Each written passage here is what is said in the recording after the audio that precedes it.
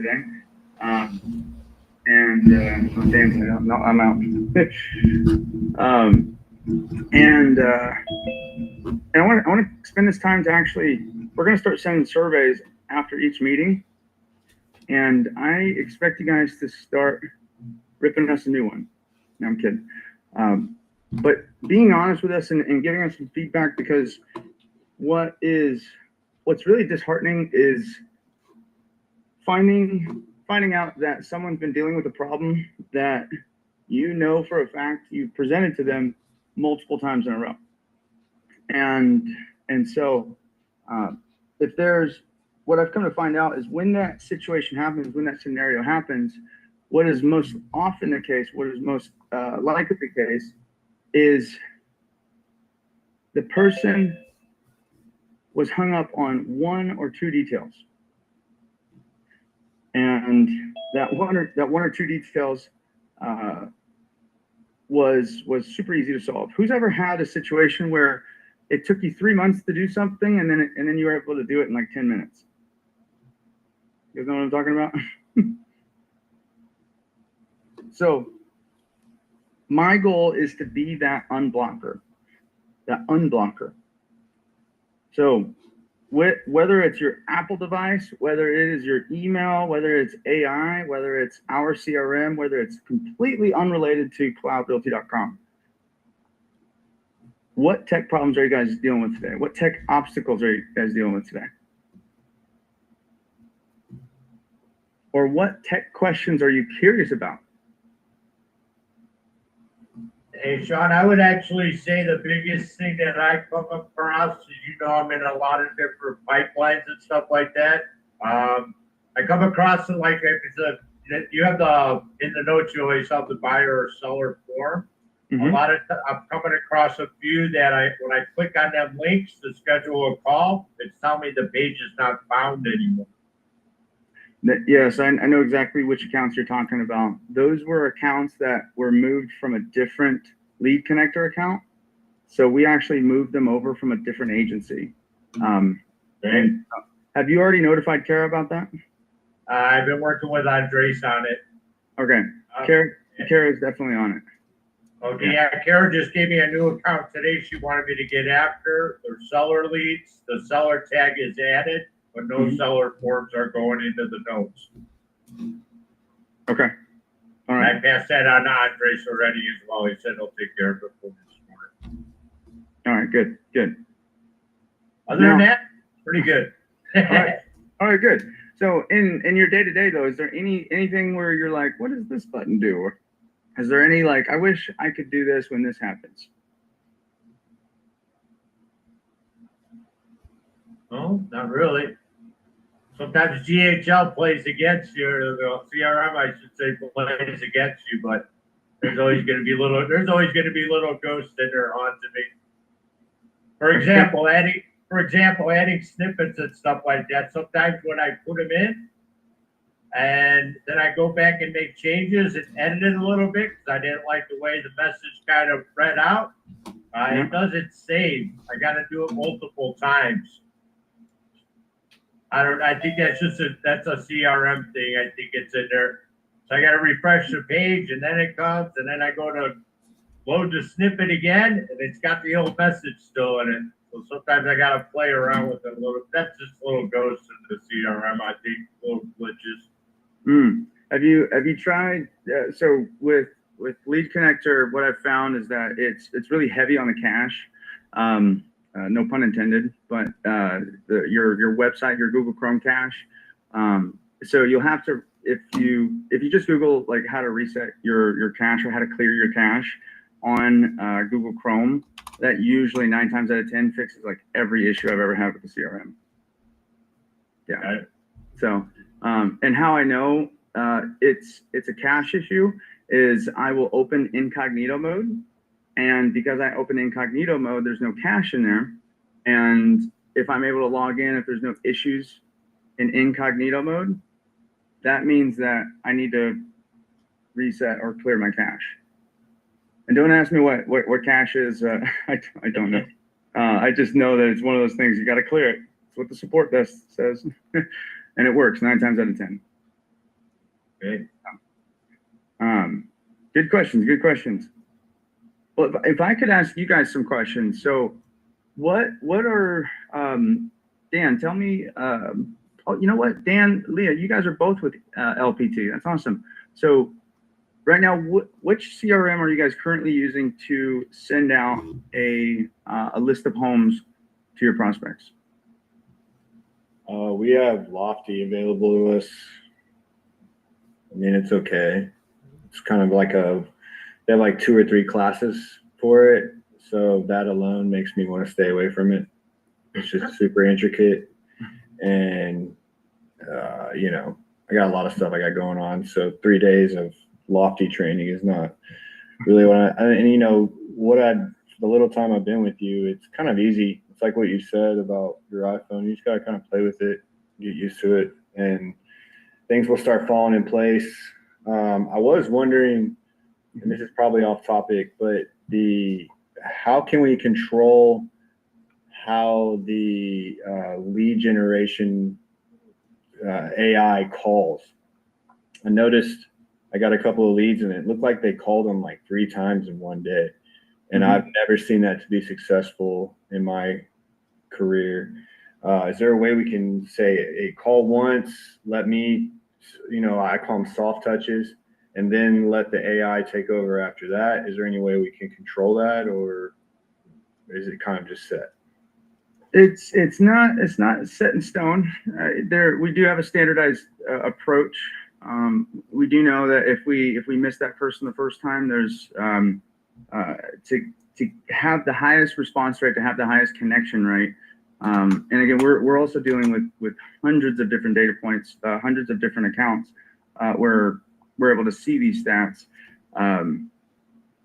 Short answer to answer your question: yes, we can actually pull back on calling, and if you so I'll make a note of that, and I'll send a message to the team. And then with that being said, though, what tends to happen if we cut back on the calls, what I highly recommend and suggest is having is working in collaboration with the ISA, with the appointment setter. So if we cut back on calls, this is a great opportunity for you to also insert yourself, because if, let's say, my guy doesn't get on the phone with him, but you do, you know your market way better than I do, way better than my appointment setter knows. And so if you get on the phone, that's a huge win right there. And then on top of that, if we cut back on calls, my only disclaimer is that we might have a lower connection rate. Right. And then I always like to give the disclaimer: we can do anything as in 30 days, 60 days. We can come back to this conversation if it's not, panning out the way that we had hoped. Right.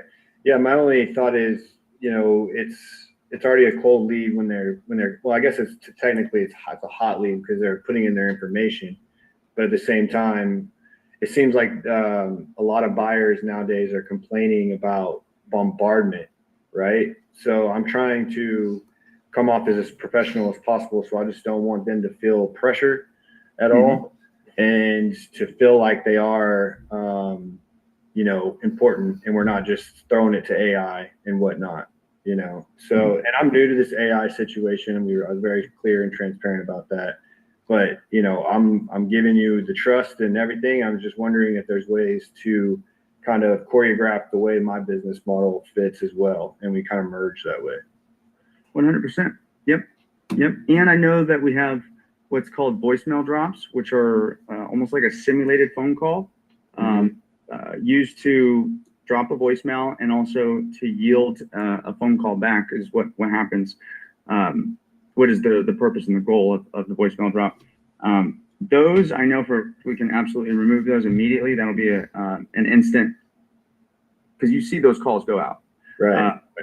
And so we can absolutely do that. Leah, I see your hand up. Yes. Hello. How are you? Doing better than I deserve. I don't know how many agents on this call are from Texas, and I know that you do have agents in Texas, but we did have Senate Bill 140 just go into effect the 1st of September. Do we have an option for the people that are responding to ads or that we are soliciting to opt in? We are supposed to be registering now and big fines will go out. So my big question is, do we have proof that they're opting in? Yes, I love Lead Connector for this reason. They have audit logs and they have proof of the IP address of when they opted in. So yes, we're I can't name off all the acronym laws that are out there, but when it comes to communication, messaging leads, we want to stay always above board and only contact people who have expressly given us their permission, who have expressly raised their hand. Okay, thank you. I appreciate that so much. Mm-hmm. That just brings value to the agent, that law. Honestly, it lets everybody know that you're not a bot, you're not a computer. You know, I'm here, I'm a real human. So, you know, let's communicate. Mm-hmm. Yeah, I totally agree. And they just bumped it back again. The new TCPA laws, I believe they go into effect. Don't quote me on this. I want to say in January.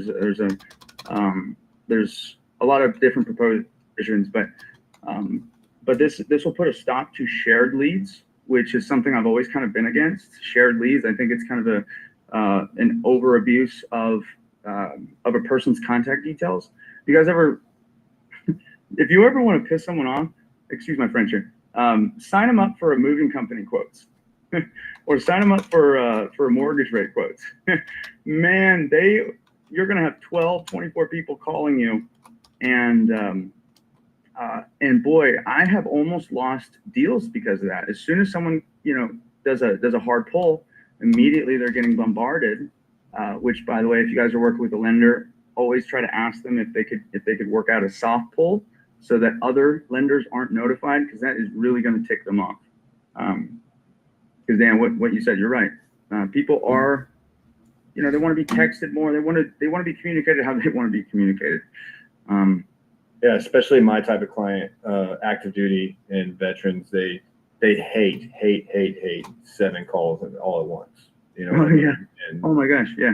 This turns them off from the whole process of purchasing or selling. Then they're like, we'll just take, F all this. We'll roll out on this. So yeah, it's a bittersweet thing, because some people respect it, some people love it, some people are like, man, I really, as a business professional, I appreciate when someone follows up with me. And at the exact same time, Dan, I know exactly what you're talking about when you get 7 phone calls from a day, and it's like, what the heck do you want from me? It's like, I will get back to you if it's not important. Speaking as a combat Marine veteran, I get it. All right, what other tech stuff are we going through right now? My promise every one of these meetings is that you guys are going to know more than you knew coming into the call, and you're going to know how to apply it in your business that same day. So I got a couple goodies in my back pocket that I'm saving towards the end of the call, but I want to focus on you guys.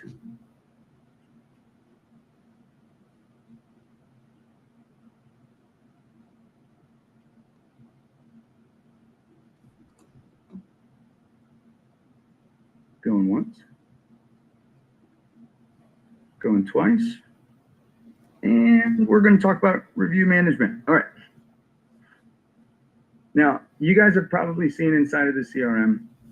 Let me pull this up for you.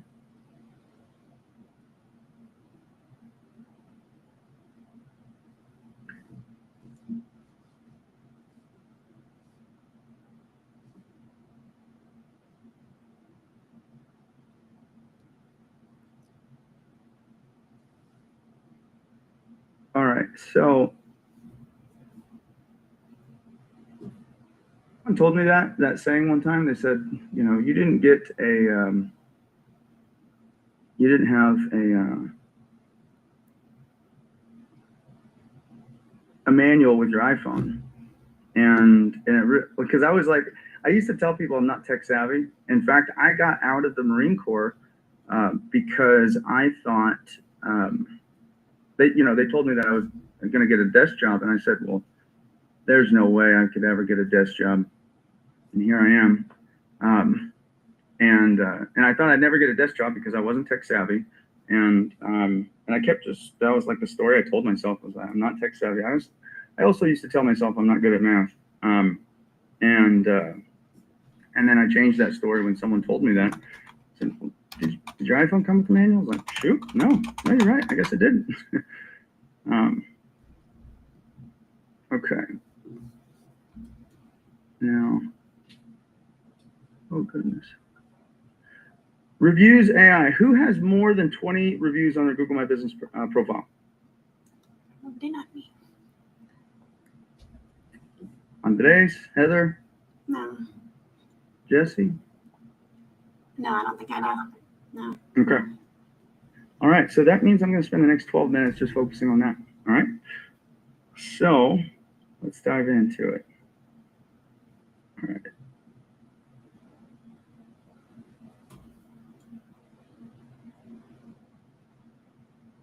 All right, you guys can see my screen, right? Perfect. All right. So inside of your CRM, you guys have the ability to come in here and manage your reputation. When I say reputation, I'm talking about your Google My Business reviews. I'm talking about your Facebook reviews, and also your Google business page and for optimization. So in here, you'll see reputation right here at the bottom in the menu. Oh goodness, in the menu section. Come on. Now, this might look a little different than yours, but you're going to see the amount of reviews that you've received. You're going to see, you can also see if you have your Google My Business connected, you'll be able to see what other competitors, what other people are ranked in your area. You'll also be able to tailor how you can send a review request. All right. You can see a list of all your reviews here. You can add a review widget. So if you have you ever noticed on some of your some landing pages or some websites where it'll say 5-star reviews or 50 5-star reviews, and has their Google My Business profile? This is where you'd be able to create that.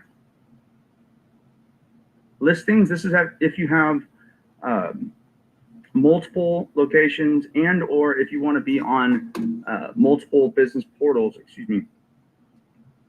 business directories. Okay. So things like Waze, things like Apple Maps. And then the settings here is where you guys are going to be able to integrate, and where you guys are going to be able to edit and update the review link that you guys send. So let me break down each one of these sections. So first off, you have Reviews AI. I'm always going to suggest that this be on off or suggestive, okay? And never leave it on auto responses. What you don't want to do is send a Google My Business review link to that person that Dan Ward talked about that was pissed off. You don't want to send that. You want to be very strategic with that. So you can set up your Reviews AI bot that will send out reviews during certain conditions, okay? Now, personally, I like to send these out manually because I don't want to screw that up. Reviews link. It's our next menu item here. So you got review balancing. You can set this up between Zillow, Facebook, Realtor.com. You can set this up with Google My Business. But that reviews link is essentially, once they click on that link, and let me show you what I'm talking about. If I search my business.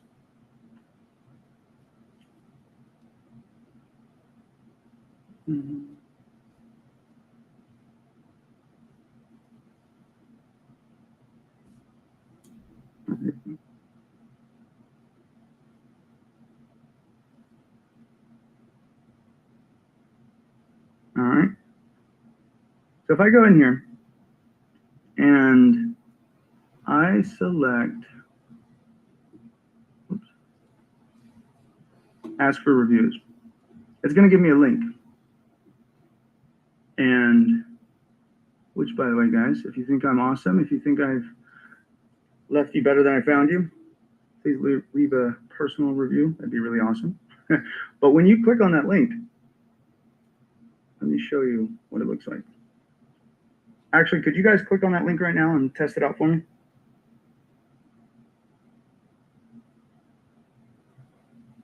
Put it right there in the chat. So something when we're talking about prospects and we're talking about prospects getting them to engage, getting them to actually take action, and the same is true for your agents if you're a team leader or a broker owner or leading in a leadership position with agents. You want to make it skill-free and fear-free. So providing a link that directly gives them the ability to rate you makes it skill-free, because how much skill does it require to click on a link? Nothing. But if I asked, you know, if I'm like, hey Dan, I need you to type in Cloud Realty, and Dan's like, is it the Cloud Realty that's in Canada? I'm like, no, Dan, it's not that one. No, why does everyone say that? It's not the one in Canada. It's a different one. And they can't find it. So I'm sending the link. Okay. So just to recap where I found this, if you guys type in your Google My Business, or if you guys, who doesn't have a Google My Business? Can I just pause right here and ask? I don't, as mentioned yesterday. Ah, Leah. Okay. You do not have a Google My Business. Okay. Andres, can you send a message to Kara? Kara has my video of exactly how to set up Google My Business without getting suspended. Okay, keyword without getting suspended. Leah, I put together a video of exactly how to set yours up. And once yours is set up, you can integrate it into the CRM, and I'd be happy to show you. And you'll be able to participate in what we're doing right now. Here we go. All right. Copy that. Thank you, sir. I got to put it on YouTube so I can find it easier, you know. Okay. So for those of you who have your Google My Business set up, you could either type Google My Business, or you can actually search My Business. Make sure that you're in the right profile, because that is key. And I say this because I've gotten several text messages before. I can't find my Google My Business. Just make sure you're logged in. And then when you scroll down, you'll see your list of profiles right here. And let me show you guys an example of an account that we helped. When I met Guillermo Reyes, and he's not spending money on ads. He just needed help with his branding. He just needed help with his reviews. That was it. That's all he needed help with. And when I met Guillermo Reyes, he had the wrong brokerage. Have you guys ever seen that from someone? You guys ever like talk to an agent? You're talking to the listing agent, you're talking to the buyer's agent. You look them up, and you're like, you're not at Keller Williams. So he had the wrong brokerage. He also had the wrong area. So EXP has centralized broker offices, yeah. And because of that, a lot of people get misplaced, and it put them in San Ramon. And if you guys know anything about the Bay Area, San Ramon is different than San Mateo. By how much? About 800,000 median home price. San Ramon, about 1.2. San Mateo, 2 million, 2.1, easily median in San Mateo. So he actually lost business before I met him because people were looking him up. Now, by the way, this is like a 20-year veteran in this business. Guy knows what he's talking about. He's a top producer, and he's losing business because he had the wrong setup. He had the wrong name. He had the wrong area that he was listed in. So once I pull up my Google My Business right here, you'll see this button right here that says Ask for Reviews. All right. This is the link or this QR code. So if you are someone who hosts events, or if you're someone who has a lot of in-person meetings, there's your QR code, print it out. Makes it super easy. Now I've gotten this question quite a bit before, where they asked, well, Sean, I don't have any closings. So how can I, how can I get reviews? I don't have any closings this year. I'm a brand new agent, or I just got back into it, or I've been a mom for 2 years and now I'm full time again. So what do I do? So let me tell you this, the people who have hundreds, you guys know what I'm talking about, the people who have hundreds of reviews are the ones who send them to people who they have great experiences with. Who's ever had a wonderful connection, a wonderful experience with a lead that didn't close?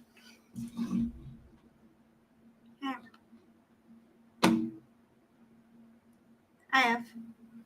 All the time. All the time. So hey, if you felt like I did a great job showing you houses, I know we haven't closed yet, or I know you're putting your search on hold for another year, or I know that you just re-upped your lease. But if you felt like I did a great job, can you tell other people about your experience? That was going to be my question to you, is should we ask people that haven't closed with us? Should we ask maybe lenders or people in the business that we've worked with on a different transaction to write a review about us? 1,000%. 1,000%.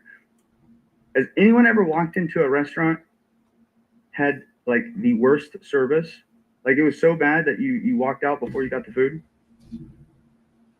I might be the only one. I don't know. I'm pretty petty like that. If I'm like, it's been an hour and a half. It has happened.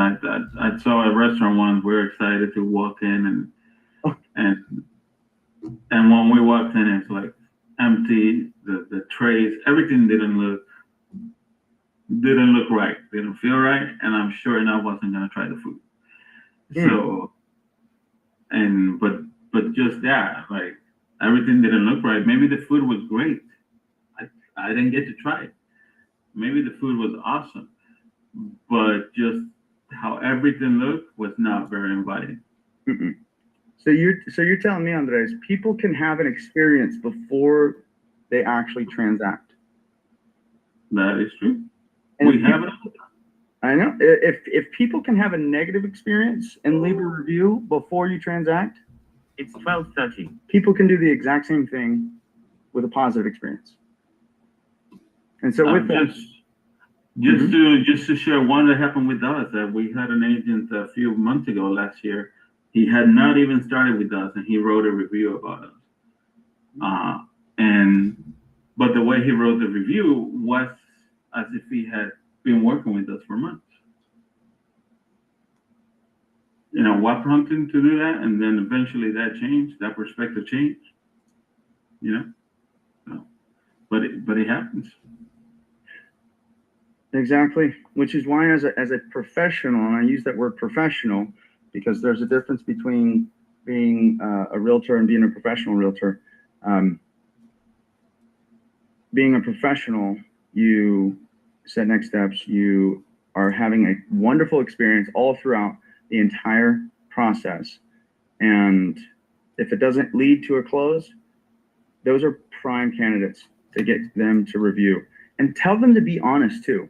That's one thing I've noticed. If I tell people, like I told all of you guys today, I put the link in the chat. I said, hey, be honest, like be real, be raw.